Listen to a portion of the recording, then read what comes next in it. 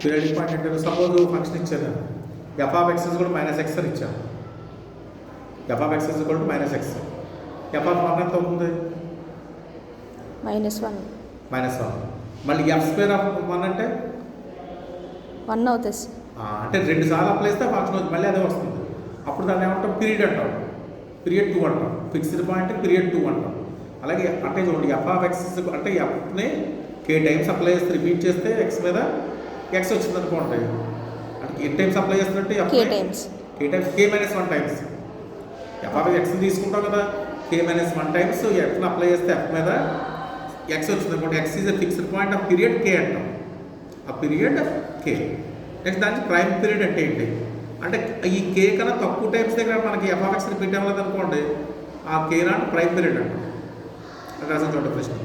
The point x have period k not f of x is equal f power k of k not of x is equal x and f power n of x not equal to x 0 less than x less than k not.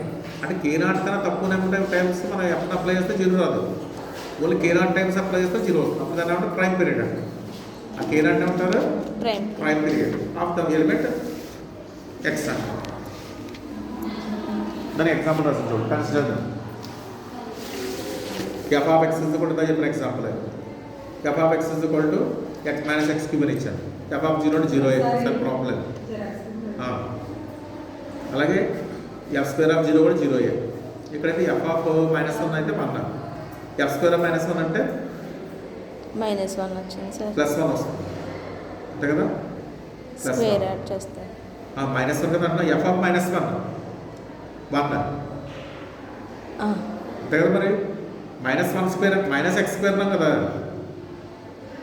దాని ఇచ్చి -x cube అని ఇచ్చాడు sir. -x cube అని ఇచ్చాం. ఇప్పుడు F of -1 అంటే +1 అవుతుంది.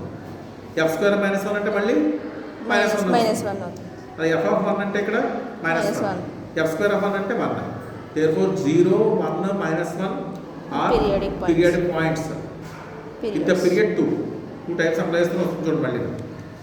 అంతేనా? -1 మీద ఎఫ్ని 2 టైమ్స్ రాశాను. -1 ఎఫ్ని 1 మీద 2 టైమ్స్ రాశాను. 2 వచ్చింది.